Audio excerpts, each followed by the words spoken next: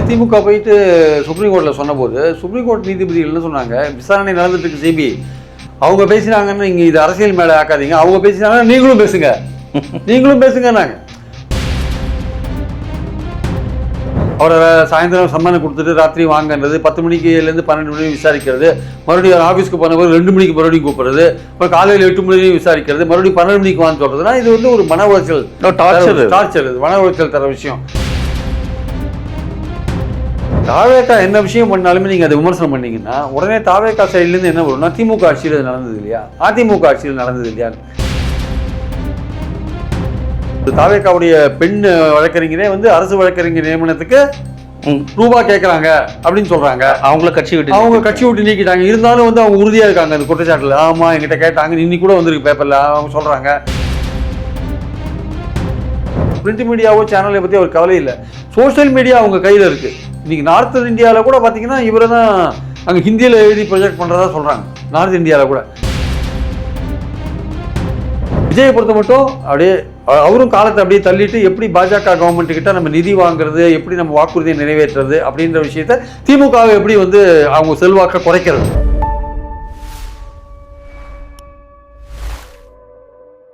நேயர்களுக்கு வணக்கம். இந்த நேர்களில் நம்மோடு இணைந்திருக்கிற மூத்த பத்திரிகையாளர் திரு பிரியன் அவர்கள். சார் வணக்கம். வணக்கம் சார். இன்னைக்கு திமுக எம்எல்ஏக்கள் பெரிதளவில் கைது பண்ணுறாங்க. கிட்டத்தட்ட 2 எம்எல்ஏக்களை கைது பண்ணிட்டாங்க. இது தாவேக்காவோட கடமையாக பார்க்குறதா இல்லை இது அதிகாரத்தன்மைன்னு பார்க்குறதா? இல்லை, இது வந்து இப்போது ஒரு பேச்சு சுதந்திரம்னு ஒன்று இருக்குது. இப்போ இந்த அவதூறு வழக்குகள்லாம் ஈவன் சுப்ரீம் கோர்ட்டில் கூட அவங்க எடுக்கிறது இல்லை. இப்போ சமீபத்தில் பார்த்தீங்கன்னா வந்து ஒரு வழக்கில் வந்து கரூரில் போயிட்டு விஜய் பேசினார், இது மாதிரி போலீஸ் நாடகம் நடத்திட்டாங்க எல்லாம் பேசினார். அப்புறம் ஆதவர்ஜுன் என்ன பேசினார், திமுக கரூரில் வந்து எங்களுக்கு சில கணக்குகளை தீர்க்க வேண்டிய அவசியம் இருக்குது அப்படின்னு சொன்னார். அப்புறம் செந்தில் பாலாஜியை நாங்கள் விட மாட்டோம், அந்த மாதிரி ஏதோலாம் பலனெல்லாம் பேசிட்டாங்க வச்சுக்கோங்க. அதை வந்து திமுக போயிட்டு சுப்ரீம் கோர்ட்டில் சொன்னபோது சுப்ரீம் கோர்ட் நீதிபதிகள் என்ன சொன்னாங்க, விசாரணை நடந்துட்டு இருக்கு சிபிஐ, அவங்க பேசினாங்கன்னு இங்கே இது அரசியல் மேலே ஆக்காதீங்க, அவங்க பேசினாங்கன்னா நீங்களும் பேசுங்க நீங்களும் பேசுங்கன்னாங்க. அதாவது இது ஒரு ஆன்கோயிங் இன்வெஸ்டிகேஷனில் இது பேசக்கூடாது அப்படின்னு சொல்லுவாங்கன்னு தான் பொதுவான எதிர்பார்ப்பு. அவங்க ஜட்ஜ் என்ன சொன்னாங்க, அவங்க வெளியில் கருத்து சுதந்திரருக்கு அவங்க பேசுகிறாங்க, நீங்களும் பேசுங்க, அது ஒரு பாலிடிக்ஸ், நீங்களும் பேசுங்க அப்படின்ற மாதிரி சொல்லிட்டாங்க. அப்போது பேச்சு சுதந்திரத்தை பொறுத்த மட்டும் அவதூறு வழக்குகள்லாம் சுப்ரீம் கோர்ட் வரையும் போனீங்கன்னா அவங்க வந்து அதை கண்டுக்கிறதே கிடையாது, அது தள்ளுபடி பண்ணிடுறாங்க. பேச்சு சுதந்திரம் இருக்குன்ற மாதிரி தான் அவங்க பொதுவாக அவங்க முடிவு எடுக்கிறாங்க. ஆனால் இங்கே லோக்கல் விஷயம் அப்படி இல்லை. இப்போ லோக்கலில் வந்து இப்போது அனிதா ராதாகிருஷ்ணன் அன்றைக்கி பிடிச்சாங்க, மேஜிஸ்ட்ரேட் ரிமாண்ட் மண்டலில் விட்டுட்டாங்க. அப்புறம் முதல்ல மாரிதாஸை பிடிச்சாங்க, மேஜிஸ்ட்ரேட் ரிமாண்ட் மண்டலில் விட்டாங்க. இப்போ திமுகவில் ஒருத்தர் ஜென்சியில் அவரை பிடிச்சாங்க, அவரை பிடிச்சி உள்ளே போட்டிருக்காங்கன்னு நினைக்கிறேன். ஸோ இன்னும் நேற்று ஒருத்தர் விஜயை பற்றி ஏதோ கமெண்ட் அடிச்சிட்டாரு ஒரு சோஷியல் மீடியாவில், திமுக ஆள் ஒருத்தர், அவரை பிடிச்சிருக்காங்க மறுபடியும். ஸோ இந்த மாதிரி பல பேரை வந்து புகார் வாங்கி அவங்க கைது பண்ணுறாங்க. தமாக ஆட்கள்கிட்ட புகார் வாங்கி போலீஸ் உடனே அவங்களை கைது பண்ணுறாங்க. இதெல்லாம் கோர்ட்டில் நிற்காது. ஆனால் நீங்கள் அவதூறுலேயே வந்து சில மத ரீதியான அவதூறுகள்லாம் இருக்குல்ல, அதெல்லாம் நீங்கள் பேசுனீங்கன்னா கோர்ட் பார்த்துட்டு இருக்காது. இப்போ பொன்முடி பேசினார், ஹைகோர்ட் அதை ரத்து பண்ணவே மாட்டேன்றாங்க, அது ரொம்ப ஆபாசமான பேச்சு அது. ஆனால் அதே சமயம் நீங்கள் தனிப்பட்ட முறையில் இப்போது இன்றைக்கி மார்க்கண்டேயனை கைது பண்ணிருக்காங்க. அப்போ அனிதா ராதாகிருஷ்ணன் அன்றைக்கி பேசினது அது அப்ஜெக்ஷனபுளாக இருந்தது, அதை கைது பண்ணாங்க. மாஜிஸ்ட்ரேட் அதில் ஏதோ விஷயம் இல்லைன்னு விட்டுட்டார். ஆனால் இவர் மார்க்கண்டேயன் என்ன பேசியிருக்காரு, அவர் வந்து சட்டசபைக்குள்ளே எலும்போ முறிப்போம் ஏதோ பேசாமல் போட்டிருக்கு. அது வந்து ரொம்ப டூ மச் பர்சனலாக இருக்குது. அது மாதிரிலாம் பேச வேண்டிய அவசியமே கிடையாது. நாங்கள் இந்த அரசாங்கத்தை வந்து ஜனநாயக ரீதியில் கடுமையாக சட்டசபைக்குள்ளே எதிர்ப்போம், நாங்கள் வெளியிலேயே எக்ஸ்போர்ட் பண்ணணும் அப்படிலாம் நீங்கள் பேசிட்டு போகலாம். அந்த விஜய் கவர்மெண்ட் டபுள் ஆக்ஷன் போடுது, இந்த அது பண்ணுது, இந்த மாதிரி பிரச்சனைகள் இருக்குது, பழனி கோவில் எப்படி இருக்குது, அங்கே இங்கே இருக்குது, தாவேக்கா ஆட்களே ஊழல் பண்ணுறாங்க, அதெல்லாம் நீங்கள் பேசிட்டு போகிறத பற்றி ஒன்றும் பிரச்சனை இல்லை. தனிப்பட்ட முறையில் நீங்கள் எலும்போடைப்போம் அது இதெல்லாம் சொல்ல வேண்டிய அவசியம் இல்லை. அதனால் இன்றைக்கி அரெஸ்ட் பண்ணிருக்காங்க. இல்லை, இது அரசியல் கட்சி தலைவர்களோ அல்லது எம்எல்ஏக்களை கைது செய்கிறாங்க. இது 2 கட்சிகளுக்குமான ஒரு முரண்பாடு கருத்துக்கள், அது அடக்குமுறைன்னு வச்சுக்கலாம். இப்போது குறிப்பாக தமிழ்நாட்டில் நடக்கிற விஷயம், பத்திரிகையாளர்களை கண்டனம் பண்ணுறாங்க, அச்சுறுத்துறாங்க, இது பெருசாக நடக்குது. இல்லை, நீங்கள் சொல்கிறது பத்திரிகையாளர்கள் அச்சுறுத்துறாங்கன்றது நீங்கள் இந்த விஜயன் விஷயத்துலேயும் சொல்லுங்கன்னு நினைக்கிறேன். அது விஜயன் விஷயத்தில் வந்து அந்த கைது செய்யப்பட்ட திருநாவுக்கரசு அவரோட ஏதோ ஒரு கான்டாக்டில் இருந்தார், வாட்ஸ்அப் மெசேஜ் எக்ஸ்சேஞ்ச் பண்ணிட்டார் அப்படின்றாங்க. அவரை வந்து விசாரணை கூப்பிடுறதுல வந்து நமக்கு ஒன்றும் ஆட்சேபனை கிடையாது, விசாரித்து விட்டலாம். பட் எப்படி அவரை விசாரணை பண்ணாங்க, அவரை சாயந்தரம் சம்மனை கொடுத்துட்டு ராத்திரி வாங்கன்றது, 10 மணிக்குலேருந்து 12 மணி விசாரிக்கிறது, மறுபடியும் ஆஃபீஸ்க்கு போனவர் 2 மணிக்கு மறுபடியும் கூப்பிடுறது, அப்புறம் காலையில் 8 மணி விசாரிக்கிறது, மறுபடியும் 12 மணிக்கு வாங்க சொல்கிறதுனா இது வந்து ஒரு மன உளைச்சல், டார்ச்சர், மன உளைச்சல் தர விஷயம். அவர் வந்து திருநாவுக்கரசுன்றவர் வந்து அவர் ஒரு கருத்து கணிப்பு நிறுவனம் நடத்திட்டு இருக்காரு. அவர் பல பல டிவி டிஸ்கஷன்ஸ்லையும் கலந்துக்கிறாரு, பல யூடியூப்லையும் பேசுகிறாரு. அவரே ஒரு யூடியூப் நடத்துகிறாரு. அவர் பல ஜேர்னலிஸ்டோடலாம் கான்டாக்டில் இருப்பார். ஏன்னா அவர் கருத்து கணிப்பு நடத்துறதுனால அவர் எல்லாருக்கும் பொலிட்டிக்கல் சுச்சுவேஷனாக பல ஜேர்னலிஸ்ட் அவர்கிட்ட பேச தான் செய்வாங்க. அவரும் பேசுவார், மற்றவங்களும் பேசுவாங்க. அதனால் அவர்கிட்ட நீங்கள் பேசினதுனாலேயே நீங்கள் அவர் ஏதோ ஒரு குற்றம் பண்ணாருன்னா அதுக்கு நீங்கள் உடனே இருப்பீங்கன்னு சொல்ல முடியுமா? உங்களோட நிறைய பேர் பேசுவாங்க சார். ஒரு ஜேர்னலிஸ்ட் நிறைய பேரோட பேசுறாரு. கண்டிப்பா அவர் தொழில் ரீதியாக நிறைய பேர்ட்ட பேசுவார். இப்போ உங்ககிட்ட ஒரு மந்திரி பேசுவார், இல்லை உங்ககிட்ட ஒரு கோட் வேர்ட் யூஸ் பண்றாங்க, அப்படி கோட் வேர்ட்ஸ் யூஸ் பண்ணியிருக்காங்க. அதுக்கு அவர் கோட் வேர்ட்ஸ் இவரா யூஸ் பண்ணாரு. அவர் யூஸ் பண்ணாருன்னா இவர் என்ன பண்ணுவார்? அதுக்கு அவர் யூஸ் பண்ற இவருக்கு என்ன தெரியும்? இவர் வந்து அவர் சொல்றதை கேட்டுப்பாரே தவிர இவர் அதில் வந்து பார்ட்டிசிபெண்ட்டாக இருப்பாரா? அவர் ஆமாம்மா நீங்கள் நல்லா பண்ணுறீங்க, இதே மாதிரி பண்ணுங்கன்னு சொல்லுவார். அப்படி சொல்லியிருக்க மாட்டார். அவர் சொல்கிறத அவர் கேட்டுப்பார். ஒரு ஜேர்னலிஸ்ட்னா அவர் சொல்கிறது தான் கேட்டுப்பாங்க. என்ன பண்ணுறது? இப்போ எல்லா இடத்துலேருந்து வர இன்ஃபர்மேஷனை நீங்கள் கேட்டுக்கிறது தான் ஒரு ஜேர்னலிஸ்டோட வேலை. எல்லாருமே பேசுவாங்க சார். ஒரு எதிர்கட்சி தலைவர் எதிர்கட்சியில் இருக்கணும் பேசுவான், ஆளுங்கட்சியில் இருக்கணும் பேசுவான், வேற ஒருத்தரும் பேசுவான், பத்திரிகையாளர்களும் பேசுவான். பல பேர் ஃபோன்லேயே வந்து பல பேர் பல கருத்துக்கள் சொல்லுவாங்க. பல பேர் எக்ஸ்சேஞ்ச் ஆஃப் வியூஸ்லாம் இருக்கும். அப்படி இருக்கும்போது இந்த கருத்து கணிப்பு நிறுவனம் நடத்துகிறவர் வந்து நிச்சயமாக எல்லா ஜேர்னலிஸ்டோடையும் ஒரு கான்டாக்டில் இருப்பார். அவர் வந்து அவருடைய கருத்தை மற்றவங்க கிட்ட சொல்லுவார். அவர் அண்ணாமலைக்காக ஒர்க் பண்ணியிருந்தார். கடைசி காலகட்டத்தில் தேர்தலுக்கு அப்புறம் அண்ணாமலைக்காக சீரியஸாக ஒர்க் பண்ணியிருந்தார். அப்போ அண்ணாமலை என்ன பண்ண போகிறார், ஏது பண்ண போகிறார்? அப்புறம் அண்ணாமலை வி த லீடர்ஸ் அந்த நிகழ்ச்சிக்காக ஒரு அரேஞ்ச்மெண்ட்ஸ்லாம் பண்ணியிருந்தார். பல ஊர்களெல்லாம் போய் அரேஞ்ச்மெண்ட்ஸ் பண்ணியிருந்தார். அப்படின்லாம் இருக்கிறவர் அண்ணாமலையை வந்து ப்ரொஜெக்ட் பண்ணுறதுக்கான விஷயங்கள், தேர்தலுக்கு முன்னாடி அண்ணாமலை வந்து தனி கட்சி ஆரம்பிக்கணும்னு ஒரு கேம்பெயின் பண்ணியிருந்தார் அவர் ஆக்சுவலாக. ஸோ அந்த மாதிரி விஷயங்கள்லாம் ஒரு ஜேர்னலிஸ்ட் அவர் பேசுவார். அவர் என்ன அவருடைய கருத்தை சொல்கிறது மூலமாக அதை இன்ஃப்ளூயன்ஸ் பண்ணுவார். இன்ஃப்ளூயன்சர்னு வச்சுக்கோங்களேன். ஸோ தட் அண்ணாமலை தனி கட்சியை ஆரம்பிக்கிற மாதிரியான இவங்கெல்லாம் பேசுவாங்க, இல்லை எழுதுவாங்க அப்படின்ற அளவுக்கு ஒரு ஜேர்னலிஸ்டோட ஒரு கான்டாக்டில் கூட இருந்திருக்காரு. அதான் விஷயம். அதனால தானே ஒரு விஜயனோட கான்டாக்டில் இருக்கார். ஸோ அதனால் அதில் ஒன்றும் பெரிய விஷயம். ஆனால் அவர் பண்ணுற தப்புக்கெல்லாம் இவங்க பொறுப்பாவாங்கன்னு எப்படி சொல்ல முடியும்? அதனால் இந்த கவர்மெண்ட் இவரை விசாரிக்கிறதுக்கு கூட நம்ம ஒன்றும் பிரச்சனை இல்லை. ஆனால் இவர் மன உளைச்சல் ஏற்படுற மாதிரி நீங்கள் விசாரிக்கும் போது அது வந்து நீங்கள் ஏதோ ஜேர்னலிஸ்ட்டை வந்து ஏதோ ஒரு வகையில் அச்சுறுத்துற மாதிரியான விஷயமா இருக்குன்னு தான் திருமாவளவன் முதற்கொண்டு எல்லோருமே அதை திருமாவளவன், சீமான், சிபிஐ, சிபிஎம் எல்லாருமே அதை கண்டம் பண்ணுறாங்க. அதில் ஏதோ ஒரு விஷயம் இருக்குது. இந்த மாதிரி இப்போ மன உளைச்சல் ஏற்படுமே பண்ணாதீங்க ஒரு ஜேர்னலிஸ்ட். ஆனால் இந்த அவங்க போலீஸ் வந்து அவங்க வந்து இந்த மாதிரி விஷயங்கள்லாம் வந்து தொடர்ந்து திமுக ஆட்சியிலே அவங்க பண்ணிட்டு தான் இருந்தாங்க. அவங்க ஆளுங்கட்சி என்ன சொல்லுதோ அதுக்கேற்றபடி பண்ணுவாங்க. ஆளுங்கட்சியில் இதே மாதிரி செல்ஃபோன் வாங்கி வச்சுருந்தாங்க. செல்ஃபோன் வாங்கி வச்ச விஷயம் ஆளுங்கட்சியில் திமுக ஆளுங்கட்சியாக இருக்கும்போதே நடந்துக்கிறார். அந்த அண்ணா யூனிவர்சிட்டி கேஸில் நடந்ததுன்னு நினைக்கிறேன்.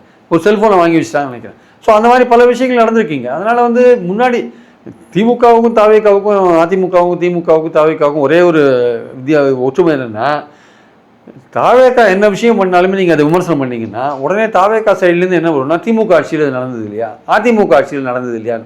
தாவேக்காவுக்கு வந்து பின்னாடி எதுவும் அந்த லக்கேஜ் இல்லை. அதாவது ஊழல் லக்கேஜோ வேறு எதுவும் குற்றச்சாட்டுகளோ அவங்க முதுகில் கிடையாது. ஏன்னா இப்போ தான் நிர்வாகத்தையும் வந்திருக்காங்க. இனிமேல் பண்ணாதான் உண்டு. ஆனால் திமுக மேலேயும் அதிமுக மேலேயும் பல விதமான குற்றச்சாட்டுகள் இருக்குது. அதனால தாவேக்காவுக்கு ரொம்ப ஈஸியாக இருக்குது. டிஃபென்ஸ் வைக்கிறது ஈஸியாக இருக்குது. Defence easy. அவங்க தாவேக்கா பார்த்து ஒரு குற்றச்சாட்டு வச்சா உடனே அவங்க ஆனால் இன்னொரு பேரும் நீங்கள் பண்ணாதா அப்படின்னு கேட்பாங்க. ஆனால் இங்கே இன்னொரு பேரும் எடுக்கிறாங்க. திமுகவே ஓவர்டேக் பண்ணுறாங்க தாவேக்கா அந்த விஷயத்தில். இந்த ரவுடிசமாக இருக்கட்டு, இந்த அமைச்சர்கள் செய்கிற செயல்பாடுகளாக இருக்கட்டும், இது திமுகவை பீட்டன் பண்ணுற இடத்துல இல்லைங்க. இப்போ நிறைய விஷயங்கள் நடந்திருக்குங்க. இந்த 50 நாளில் இவருக்கு வந்து 6 மாதம் ஆகட்டும் நிர்வாகத்துக்கு அப்படின்னு அண்ணாமலை வந்து கூட எல்லாரும் சொல்கிறாங்க. கரெக்டாக 6 மாதம் ஆகட்டும்ன்றது 1 வருஷம் ஆகட்டும்னு கூட சொல்கிறாங்க. பட் ஆனால் நடந்த விஷயங்கள் பார்த்திங்கன்னா பாலியல் ரீதியான பிரச்சனைகள் நிறையா நடக்குது. அப்புறம் சட்டம் ஒழுங்கு பிரச்சனை வருது. ஒரு ஸ்கூலுக்குள்ளேயே பசங்க வெட்டுக்குத்துன்னு போகிறாங்க. நேற்று ஒரு ரவுடியை வந்து சுட்டு இங்கே பிடிச்சிருக்காங்க. பல விஷயங்கள் நடக்குது. சவுத்தில் நடக்குது. இப்போ இது ஊழல் பிரச்சனைகள் நிறையா நடக்குது. தாவேக்கா வந்து செங்கல் சூழலில் ஊழல் கேட்குறான், வண்டல்மண் நடக்கிறதுல ஊழல் கேட்குறான், பஞ்சாயத்து தலைவர் வந்து லஞ்சம் கேட்குறான். இந்த மாதிரி பல விஷயங்கள் ஓடுது. தாவேக்கா எம்எல்ஏ மேலேயே பாலியல் குற்றச்சாட்டு இருக்குது. அவரை ஒன்றும் நீங்கள் பண்ண மாட்டேன்றீங்க. உடனே அவதூறு குற்றச்சாட்டுன்னு பழைய திமுக எம்எல்ஏக்களை பிடிக்கிறீங்க. இந்த மாதிரி பல விஷயங்கள் ஏகப்பட்ட விஷயங்கள் நடந்திருக்கு. இந்த காலகட்டத்தில் வந்து நிறைய விஷயங்கள். ஒரு தாவேக்காவுடைய பெண் வழக்கறிஞரே வந்து அரசு வழக்கறிஞர் நியமனத்துக்கு ரூபா கேட்குறாங்க அப்படின்னு சொல்கிறாங்க. அவங்க கட்சி விட்டு நீக்கிட்டாங்க. இருந்தாலும் வந்து அவங்க உறுதியாக இருக்காங்க அந்த குற்றச்சாட்டில். ஆமாம் எங்கிட்ட கேட்டாங்க, இன்னி கூட வந்திருக்கு பேப்பரில் அவங்க சொல்கிறாங்க. அப்போ இதெல்லாம் வந்து விசாரணை நடக்குமா நடக்காத பயணி ஒரு பெரிய கரும்புள்ளியாக இருக்குது. கண்டிப்பாக அது எப்படி அந்த விஷயங்கள் எப்படி நடந்தது ஏது நடந்ததுன்னு பார்க்கணும். காவல் மரணம், சபரிவர்மனோட காவல் மரணம் அது இதில் நடந்தது. கோர்ட்டுக்கு ஜெயிலுக்குள்ளே நடந்தது. 4 லாக்கு. ஆமாம். அப்படிலாம் நடக்கும்போது இதெல்லாம் பேசாத இருக்க முடியுமா? அப்போ இதெல்லாம் பேசும்போது என்ன ஆகுதுன்னா அவங்க வந்து என்ன பண்ணுறாங்க, ஆளுங்க கவர்மெண்ட்டை மக்கள் கவனத்தை திசை திருப்பணுன்ட்டு அவங்க வேறொரு வகையில் இந்த அவதூறு வழக்குகள் அது இது திமுக இதுன்னு அவங்க ஒரு விஷயத்தை கையில் எடுக்கிறாங்க. அது பாலிடிக்ஸ். அது ஆக்சுவலாக அது அவங்க கையில் எடுக்கிறாங்க, மக்கள் இதெல்லாம் பார்க்குறாங்க. ஆனால் அவங்களே இதெல்லாம் பேசுகிறாங்க, விவாதிக்கிறாங்க, விமர்சனங்கள் வைக்கிறாங்க. ஆனால் அவங்களே ட்ரோலுக்கு உள்ளாகிறாங்க சார். இந்த அமைச்சர்கள் பொறுத்தவரை நீங்கள் குறிப்பாக ராஜ்மோகன் கல்வித்துறை அமைச்சர் எடுத்துங்களேன், கீழடி போயிட்டு ட்ரோன் ஷூட்டெல்லாம் அவரு தன்னுக்காக வீடியோ எடுத்துக்கிறாரு. இதெல்லாம் எப்படி? அவங்க அதில் தான் சார் வளர்ந்தாங்க. அவங்களுக்கு அது கை கொடுத்துருக்கு. அந்த மாதிரியான விஷயங்கள் சோசியல் மீடியாவில் போட்டு தான் அவங்க வளர்ந்து. கீழடி தடை செய்யப்பட்ட பகுதியாக அறிவிச்சிருக்காங்க அரசாங்கத்தால். அங்கே ட்ரோன் ஷாட் எடுக்கிறாங்க. ட்ரோனே அளவு கிடையாது. பள்ளிக்கூடத்துக்குள்ளே போய் எடுக்கிறாங்க சார் ரீல்ஸ் எல்லாம். அவங்க பள்ளிக்கூடத்துக்குள்ளே போய் விஜய் படத்தை காமிச்சு அதை எடுக்கிறாங்க. இது மாதிரி பல விஷயங்கள் நடக்குது. பள்ளிக்கூடத்துக்குள்ளே போகக்கூடாதுன்னு முதலமைச்சர் சொன்னார். ஆனால் அப்படியுமே பள்ளிக்கூடத்துக்குள்ளே போகிறாங்க. பல அரசு அலுவலகங்களை செக் பண்ணுறாங்க. சம்மந்தப்பட்ட அமைச்சர் அவங்க துறை சம்மந்தப்பட்ட இடத்துக்கு தான் போகணுன்னா இவங்க எல்லா இடத்துக்கும் போகிறாங்க. ஸோ இதெல்லாம் புதுசாக நிர்வாகத்துக்கு வந்திருக்காங்க. அதனால் இதெல்லாம் ஒரு ஆர்வ கோளாறுல பண்ணுறாங்கன்னு போனால் கூட அவங்க நோக்கம் என்னென்னா இந்த மாதிரி ரீல்ஸ்லாம் எடுத்து ஓரளவுக்கு தங்களை பிரபலப்படுத்திக்கிறது அப்படின்னு. அவங்க தேர்தலுக்கு முன்னாடிலேருந்து இந்த மாதிரி பல விஷயங்கள் பண்ணி தானே இருக்காங்க. இவர் விஜய் பேசுறது இல்லையே தவிர அவர் உட்காந்தாரு, சாப்பிட்டாரு, நின்றாரு, நடந்தார், எல்லாமே நீங்கள் ட்ரால் ஆகிட்டு இருக்குல்ல, எல்லாமே போயிட்டு இருக்குல்ல. ஸோ அவருக்கு சோஷியல் மீடியா முழுக்க அவருக்கு பிரிண்ட் மீடியாவோ சேனலை பற்றி அவர் கவலை இல்லை. சோஷியல் மீடியா அவங்க கையில் இருக்குது. இன்றைக்கி நார்த் இந்தியாவில் கூட பார்த்தீங்கன்னா இவரை தான் அங்கே ஹிந்தியில் எழுதி ப்ரொஜெக்ட் பண்ணுறதா சொல்கிறாங்க, நார்த் இந்தியாவில் கூட. ஸோ அந்த மாதிரி அவங்க சோஷியல் மீடியாவை முழுக்க நம்புறாங்க. அதனால் அவங்கள பொறுத்த மட்டும் திமுக இந்த மாதிரி அவதூறு வழக்குகள்லாம் என்ன பண்ணாங்களோ அதே தான் இவங்களும் பண்ணுறாங்க. இவங்க மேலே 50-60 நாள்லேயே பலவிதமான குற்றச்சாட்டுகள் வந்திருக்கு. இவங்க இன்னும் வேலையே ஆரம்பிக்கல. எல்லா டெண்டரையும் ரத்து பண்ணிட்டு இருக்காங்க. இன்னும் வேலையே ஆரம்பிக்கல. வேலை ஆரம்பித்தாதான் இனிமேல் இவங்க ஊழல் செய்கிறாங்களா இல்லையான்றது நமக்கு தெரிய வரும். அது தவிர இப்போ கீழ் லெவலில் ஆர்டிஓ ஆஃபீஸ்லையோ, தாசில்தார் ஆஃபீஸ்லையோ, ரேஷன் ஆஃபீஸ்லையோ, எங்கேயோ ஒரு ஆஃபீஸில் ஊழல் நடக்குதா இல்லையானா அது தொடர்ந்து நடந்து தான் இருக்குது. அது அங்கங்கே நடக்குது, சில இடத்துல நடக்காத இருக்கலாம். ஒரு ஆட்சி மாறித்துனா உடனே இந்த ஊழல்லாம் தொடர்ந்து நடக்காது. கொஞ்சம் 2 மாதம் அப்படி டல்லாக இருக்கும். ஏன்னா ஆட்சியாளர்கள் எப்படி இருக்காங்கன்னு அதிகாரிகளுக்கு தெரியாது, அதிகாரிகள் எப்படி இருக்காங்கன்னு ஆட்சியாளருக்கு தெரியாது. ஸோ இதெல்லாம் பழக்கப்படுறதுக்கு 2 மாதம் ஆகும். அதனால் இதே நிலைமை இப்போ சில பேர் என்ன சொல்கிறாங்க, கீழ்மட்டத்திலலாம் ஊழல் ஒழிஞ்சு வச்சுருந்தாங்க. ஒழிஞ்செல்லாம் போகல. அதே மூட்டைக்கு நெல் கொள்முதல் நிலையத்தில் மூட்டைக்கு 40 ரூபா வாங்கி தான் இருக்காங்க. இன்னி கூட அந்த செய்திகள் வந்திருக்கிறத நம்ம பார்க்குறோம். அதனால் பாட்டிலுக்கு 10 ரூபான்றது இன்னும் இருந்து தான் இருக்குது, பார்த்து தான் இருக்கும். இதெல்லாம் விஜய் சொல்லி தான் ஆட்சிக்கு வந்தார். அதெல்லாம் நீக்கிட்டாரா, போக்கிட்டாரான்னா அதெல்லாம் இல்லை.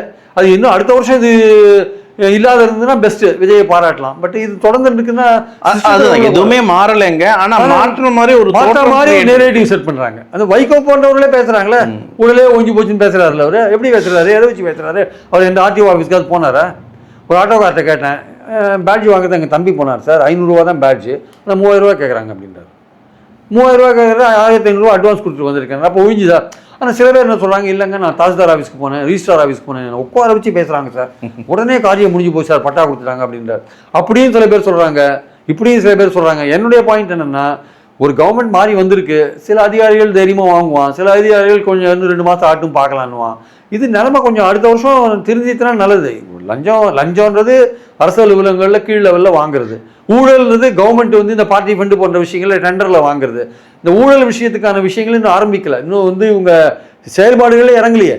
ஏதோ ஒரு டெண்டர் விட்டாங்க, அது விட்டாங்க, இது விட்டாங்கன்னா தான் பிரச்சனை வரும். இல்லை, இவங்களோட க்ரோத் டெவலப்மெண்ட் ஆகிட்டு இருக்கும். ஏன்னா பிளாட்ஃபார்ம் ஸ்கில்ஸ் எல்லாம் இம்ப்ரூவ் பண்ணுறாங்க. இப்போ குறிப்பாக நீங்கள் சொன்ன மாதிரி ரீல்ஸ் ரீல்ஸ் வச்சு தான் இவங்க ஆட்சியை தக்க வச்சாங்க. அடுத்த கட்டத்துக்கு இவங்க நகர்றாங்க. வரப்போகிற இந்த ஊராட்சி தேர்தலுக்கெல்லாம் இங்கே வேலை செய்கிற இடத்துல தான் இருக்காங்க. ஏன்னா அவங்க பேச்சு அது மாதிரி இருக்குது. இப்போது சமீபமாக சரத்குமார் அமைச்சர் அவர்கள் பேசியிருக்காரு, திமுக கவர்மெண்ட், அதாவது திமுகவால் தேர்ந்தெடுக்கப்பட்ட கவர்மெண்ட் இங்கே செயல்பட்டு இருக்கு. அவங்க குறிப்பிடுறது கவுன்சிலர்ஸ் இவங்களை எல்லாம் சொல்கிறாரு, எங்களை வேலை செய்ய விடலை.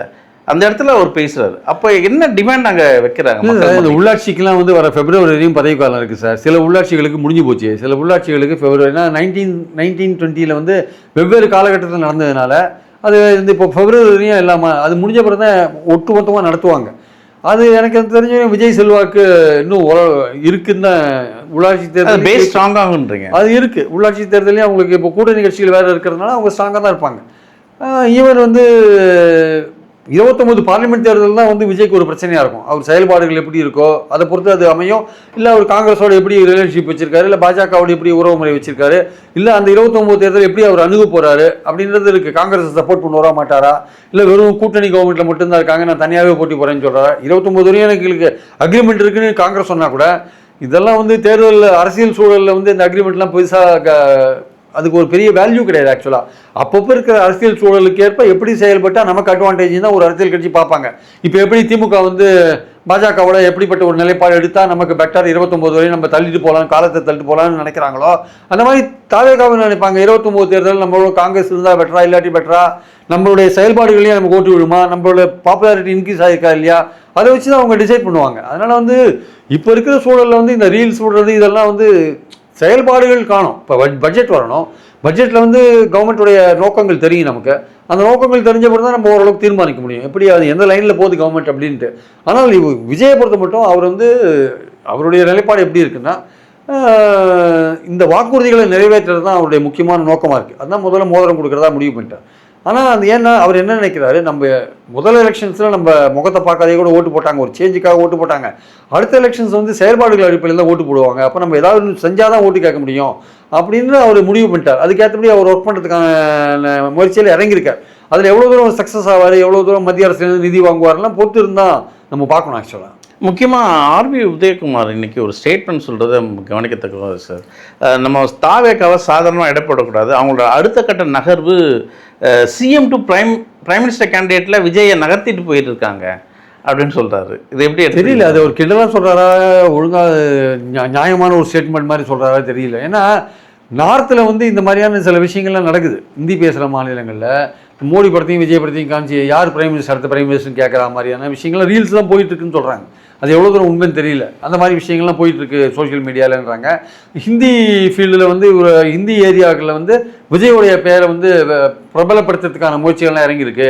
29 தேர்தலில் அவர் வந்து காங்கிரஸ் கூட்டணியோடு சேர்ந்து அவர் காங்கிரஸ் கூட்டணியிலே இருந்து போட்டி போட்டால் கூட பிரைம் மினிஸ்டர்னு ராகுல் காந்தியே தான் இருப்பார். விஜய் எப்படி இருக்க முடியும்? கண்டிப்பாக அதுக்கான சான்ஸே கிடையாது. விஜய் வந்து மாநில கட்சிகளோட கூட்டணியில் சேரத்துக்கும் வாய்ப்பு கிடையாது, இந்தியா கூட்டணியில் சேரத்துக்கும் வாய்ப்பு கிடையாது. மாநில கட்சிகள் கூட்டணின்னா சப்போஸ் காங்கிரஸ் இல்லாமல் ஒரு மாநில கட்சிகள் தேசிய அளவில் சமாஜ்வாடி, ஒரு ஆர்ஜேடி, அப்புறம் திரிணாமுல், திமுக இவங்கெல்லாம் சேர்ந்து ஒரு மாநில கட்சிகள் கூட்டணி அமைச்சாங்க, காங்கிரஸை தள்ளி விட்டாங்க.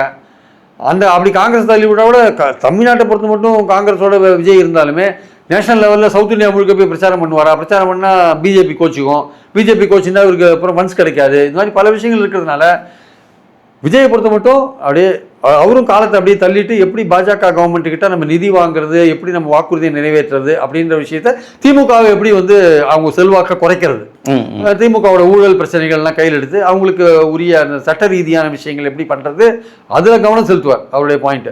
திமுகவை பொறுத்த மட்டும் பாஜகவோட எப்படி ஓரளவுக்கு அண்டர்ஸ்டாண்டிங் போயிட்டு ஓரளவுக்கு விஜய் எப்படி கடுமையாக எதிர்க்கிறது, வரப்போகிற தேர்தல் நம்ம எப்படி எப்படி எதிர்கொள்கிறது, பாஜகவோட ஒரேடியாக சேர வேண்டிய அவசியம் இல்லை, சேர்ந்த மாதிரியான தோற்றமும் கொடுக்க வேண்டிய அவசியம் இல்லை. ஆனால் அதே சமயம் நமக்கு வேண்டிய வேலையை எப்படி பண்ணிக்கிறது, அதுக்கு எப்படி நம்ம எம்பிக்களை பயன்படுத்துறதுன்னு அந்த ஆங்கிள் அவங்க ஒர்க் பண்ணுறாங்க.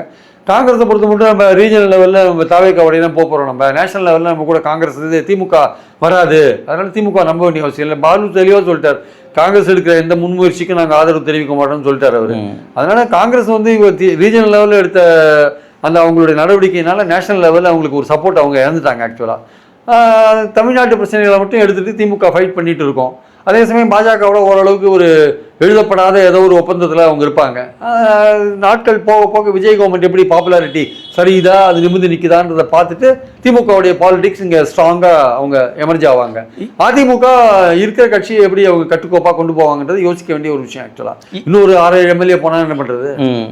இல்லை, இப்போ இவங்க டிவிகே டிபெண்டன்ட்ல இருக்கிற கூட்டணி கட்சிகள் அவங்களோட நிலைப்பாடு என்ன சார்? ஏன்னா திரும்ப ஒரு ஸ்டாண்ட் சொல்கிறாரு, திமுகவும் சரி தாவேக்காவும் சரி ஒரு இந்திய கூட்டணியில் ஒரு அங்கமாக இருக்கணும், அப்போ தான் பாஜகவை நம்ம வலுவாக எதிர்க்க முடியும் அப்படின்ற ஒரு பாயிண்ட் ஆஃப் வியூவில் போகிறாரு. அது கரெக்ட் தான். திமுக தரப்புல எந்த ஒரு அது வந்து ஒரு தியரிட்டிக்கலாக நீங்கள் சொல்கிறது கரெக்ட். அப்படி யதார்த்த நிலைமை ப்ராக்டிக்கலாக பாருங்களேன், தாவேக்காவையும் திமுகவும் ஒரே இடத்துல வைக்க முடியுமா நீங்கள்? ஏன் சிபிஎம்மும் காங்கிரஸும் இருக்குது அப்படின்னு சொல்லுவாங்க. அந்த பாலிடிக்ஸ் வேறு, தமிழ்நாடு பாலிடிக்ஸ் வேறு. இங்கே அது சான்ஸே கிடையாது. அவங்க நேஷனல் லெவலில் அவங்க 2 பேரும் ஒன்றா இருக்காங்க, ரீஜனல் லெவலில் ஃபைட் பண்ணிக்கிறாங்கன்றதெல்லாம் கரெக்டு தான். தமிழ்நாட்டில் you cannot expect such thing. இங்கே வந்து பாலிடிக்ஸோட நேச்சரே வேறு மாதிரி இருக்குது. ஆக்சுவலாக இங்கே வந்து காங்கிரஸ் வந்து எங்களை கைவிட்டு ஓடிட்டாங்க முதுகில் குத்திட்டு, இனிமேல் அவங்க கூட எந்த விதமான கனெக்ஷன் கிடையாதுன்னு திமுக சொல்லியிருக்கலாம். ஏன் சொல்கிறாங்க? நாங்கள் இந்தியா கூட்டணியில் இருக்கோம் சார், எங்களுக்கு தமிழ்நாட்டில் வந்து எங்களுக்கு பிரச்சனை இல்லை, ஆனால் காங்கிரஸ் இங்கே தாவேக்காவோட இருக்குது. அப்போ அவங்க தெளிவான ஒரு முடிவு இல்லை சார். திமுக தரப்பில் அதை வெளிப்படைத்தன்மையாக டிக்ளேர் பண்ணிடணும்ல சார். அதை பண்ணுறாங்களா? காங்கிரஸோட எங்களுக்கு எந்த விதமான ஒட்டும் கிடையாது, இந்திய கூட்டணியிலிருந்து நாங்கள் வெளியேறணும் அந்த ஒரு டிக்ளரேஷன் தான். காங்கிரஸோட எங்களுக்கு எந்த இதுவும் கிடையாதுன்னு சொல்கிறாங்களே, அதுலேருந்து முடிஞ்சு போச்சு. ஏன்னா இப்போ சில விஷயங்களில் வந்து நீங்கள் வந்து மம்தாவோ இல்லை அகிலேஷோ எடுக்கிற சில பிரச்சனைகள், இப்போ உதாரணம் நீட் எக்ஸாம் சம்மந்தப்பட்ட பிரச்சனைகள், அப்புறம் வந்து இப்போ ராமர் கோயில் விஷயங்கள் போன்ற விஷயங்கள்லாம் அவங்க வந்து கண்டுக்காதையும் போகலாம், கண்டுட்டும் போகலாம். இப்போ இந்தியா கூட்டணியில் இருந்தால் கண்டுப்பாங்க. இப்போ இந்தியா கூட்டணி இல்லாதனால கண்டுக்காத போனால் என்ன பண்ணுவீங்க? அது வந்து காங்கிரஸோட பிரச்சனை பேசிட்டு போட்டோம், நம்ம அதை கண்டுக்க வேண்டாம்னு இருந்தாங்கன்னா. அதனால் காங்கிரஸ் இங்கே தமிழ்நாட்டில் எடுத்த நடவடிக்கை காரணமாக நேஷனல் லெவலில் திமுகவோட ஆதரவு எழுந்து தவிக்குது. அந்த இடத்துல நீங்கள் வந்து இங்கே தாவேக்காவோட ஒரு கூட்டணி வேறு வச்சுருக்கீங்க, அரசாங்கத்தில் பங்கு பெற்றிருக்கீங்க. அப்போ தாவேக்காவும் திமுகவும் எப்படி ஒரே இடத்துல இருக்கும்? ஒரே இந்தியா கூட்டணியில் நேஷனல் லெவலில் எப்படி இருப்பாங்க? இங்கே ஃபைட் பண்ணிட்டு அங்கே இருப்பாங்கன்னா அது கேரளாவுக்கு வேணால் சரியாகுமே தவிர, அது வந்து வெஸ்ட் பெங்காலுக்கு வேணால் சரியாக இருக்குமே தவிர, தமிழ்நாட்டில் அது ஒர்க் அவுட் ஆகாது. தமிழ்நாட்டில் ஒர்க் அவுட்டே ஆகாது. ஏன்னா இங்கே பாஜகவோட எதிர்ப்பு வங்கி ஓட்டு இங்கே ஜாஸ்தி இருக்குது. அதை யார் கைப்பற்றுன்றது ஒரு போட்டி வேறு இருக்குது இல்லையா? அதனால் வந்து இவங்க 2 பேர் வந்து இப்போ 2 பேருமே ஒரே இடத்துல இருந்தாங்கன்னா பாஜக ஓட்டு யாருக்கு விழும் கட்சியில்? கண்டிப்பாக அதில் வந்து ஒரு டிவிஷன் வரும்ல. பாஜக ஓட்டை ஒட்டுமொத்தமாக ஒத்தரை வளைக்கிறதுக்கான முயற்சியில் தான் இறங்குவாங்களே தவிர, இப்போ தாவேக்கா எடுக்கிற பெரும்பாலான இது வந்து ராகுலோட மூவாக பார்க்கலாமா? திருமாவளவனை அந்த பாயிண்ட் ஆஃப் சென்டராக வச்சு மூவ் பண்ணுறாரு. அதெல்லாம் ஒரு பேச்சுக்கு தான் நல்லா இருக்குமே தவிர, அவர் திரும்ப என்ன சொல்கிறாரு, இது வந்து ஒரு உயர் ரக பாலிடிக்ஸ் நான் பண்ணுறது, இங்கே சில பேருக்கு புரியாது அப்படின்றாரு. உயர் ரக பாலிடிக்ஸாக இருக்கலாம், பட் அது தமிழ்நாட்டை ஒர்க் அவுட் ஆகாதுன்றது தான் பாயிண்ட்டு. நீங்கள் அது வந்து யதார்த்த நிலையில் ஒர்க் அவுட் ஆகாது. இங்கே வந்து திமுகவும் தாவேக்காவும் ஒரே அணியில் இருந்தாங்கன்னா இங்கே பாஜக எதிர்ப்பு போட்டு எப்படி போகும்? ஆக்சுவலாக அது இருக்குல்ல. இவங்களோட நிலைப்பாடு இடதுசாரிகளோட நிலைப்பாடு என்ன? இடதுசாரிகள் அவங்க வெளியில் இருக்காங்க சார். அவங்க எப்போனா நிறைய விஷயங்களை அவங்க எதிர்க்கிறாங்களே. தாவேக்கா கவர்மெண்ட்டோட விஷயங்கள் பலது எதிர்க்கிறாங்க. இன்னைக்கு கூட பயணி விஷயத்தில் பாலகிருஷ்ணன் பழைய செக்ரட்டரி கடுமையாக பேசியிருக்காரு போல இருக்கு. அதனால் வந்து அவங்க வந்து வெளியில் இருக்கிறதுனால என்னென்ன எதிர்க்கலாம். தமிழ்நாட்டுடைய பொலிட்டிக்கல் சீன் கொஞ்சம் வித்தியாசமான சீன். இதில் வந்து இந்தியா கூட்டணி இது பாஜகவை எதிர்க்கிறதுக்காக தாவேக்காவும் திமுகவும் ஒரே அணியில் இருக்குன்னா அதுக்கான சாத்தியமே இல்லைங்க ஆக்சுவலாக. இது இங்கே தமிழ்நாட்டில் ஏதாவது ஒரு கேம் சேஞ்சர் ஏதாவது நடக்குமா சார்? ஏன்னா திமுக தரப்பில் 6 மாதத்தில் காட்சியும் மாறும் அப்படின்றாங்க. இங்கே மூவிங் வந்து ஆதவர்ஜனா வேற ஒரு மூவ் பண்ணுறது. பாமகவை இணக்கமாக கையில் வச்சிருக்காரு, அன்புமணியை கையில் இணக்கமாக நட்புறவு கொள்றாரு. இங்கே அது ஏதாவது ஒரு பிளவினை ஏற்படுத்துமா கூட்டணிக்கு? பாமக வந்து இப்போ பாஜகவுடனே இருக்காங்க. அவங்க பாஜகவுக்கு ஒரு கூட்டணி கட்சி மாதிரி தான் இப்போ பாமக இருக்காங்க. அவங்க போல பாஜக சொல்லிட்டு வருவாங்களோ ஒன்றும் தெரியல. திரும்ப திமுக சொல்லிட்டு தானே அங்கே போய் சேர்ந்தாரு. அவர் சொல்றாரு அதுதான் நல்ல பாயிண்ட். இப்போ திரும்ப இந்த பக்கம் ஒரு கால் வைக்கிறாரு, இந்த பக்கம் ஒரு கால் வைக்கிறாரு. இவரு அந்த ஒரு உஷாரா இருக்கிற திமுக பக்கம் திமுக பகைத்துக்க கூடாது. இங்க பாமக உள்ள ஒரு பட்சத்தில் அவர் வெளியேறினா ஒரு இடம் வேணும் இல்லையா? தாவேக்காவே என்ன பண்ணுறாங்க, இவங்கெல்லாம் வேண்டாம், யாருமே வேண்டாம், நமக்குன்னு ஒரு தாவேக்கா மெஜாரிட்டி வரணும் தான் இந்த அதிமுக எம்எல்ஏகள் ரிசைன் பண்ண சொல்லிட்டு வராங்க. ஏன்னா இந்த கூட்டணி கட்சிகளை நம்ப முடியாது. இன்றைக்கி வேணால் ஏதோ ஒரு விதத்தில் எதிர்ப்பு தெரிவிப்பாங்க அப்படின்னு நினைக்கிறாங்க அவங்க. நம்ம வந்து பாஜகவோட ஒரு நெருக்கமாக போனாலோ, ஃபண்ட்ஸ் வாங்குறதுக்கான ஒரு மூவ் எடுத்தாலோ கூட்டணி கட்சிகள் கொஞ்சம் வேறு மாதிரி பார்ப்பாங்க. அதனால் வந்து நமக்கு தாவேக்கா சார்பாகவே ஒரு 170 பேர் இருக்கணும் தான் ரிசைன் பண்ண சொல்லிட்டு வந்தாங்க. அதில் கொஞ்சம் டிலே ஆகுது, எலெக்ஷன் நடக்குது, டிலே ஆகுது. அதனால் இந்த கூட்டணி கட்சிகளோடு தான் மேனேஜ் பண்ணுவாங்க தாவேக்கா. உள்ளாட்சி தேர்தல் வரையும் இந்த கூட்டணி கட்சிகளுக்கு என்னென்னா, உள்ளாட்சி தேர்தலில் அவங்க கட்சி ஆளுங்களுக்கு போஸ்ட் வாங்கி கொடுக்கணும் இல்லை, அதனால தாவேக்காவோட இருக்கிறது பெட்டர்னு அவங்க நினைப்பாங்க. உள்ளாட்சி தேர்தல் வரையும் இந்த கூட்டணி தொடரும் சார். அதுக்கப்புறம் 29க்கும் அந்த உள்ளாட்சி தேர்தல் முடிவுக்கும் நடுவில் ஒரு கேப் இருக்குல்ல, அதில் ஏதாவது மேஜர் சேஞ்சஸ் வந்தால் உண்டு. அது 29 தேர்தல் இருக்கும்போது தான் அது தெரியும். ஆனால் அதே சமயம் வந்து மத்தியில் இருக்கிற பாஜகவோட திமுக வந்து கூட்டணி சேர்றதுக்கான வாய்ப்புகள் ரொம்ப ரொம்ப குறைவு. ஏதோ ஒரு வகையில் அவங்கள கோபப்படுத்தாமல் இருக்கிறதுக்கான முயற்சியில் இவங்க இறங்குவாங்க. இவங்க மேலே எந்த நடவடிக்கை எடுக்கக்கூடாது. அதே சமயம் விஜயை வந்து கடுமையாக எதிர்க்கணும் அப்படின்ற லெவலில் திமுக போயிட்டு இருக்கிறத பார்க்குறோம். கூட்டணி கட்சிகள் உள்ளாட்சி தேர்தலையும் கண்டிப்பாக தாவேக்காவோட இருக்கிறதுக்கான வாய்ப்புகள் தான் நிறையா இருக்காங்க. தொடர்ந்து பேசுவோம் சார். மிக்க நன்றி.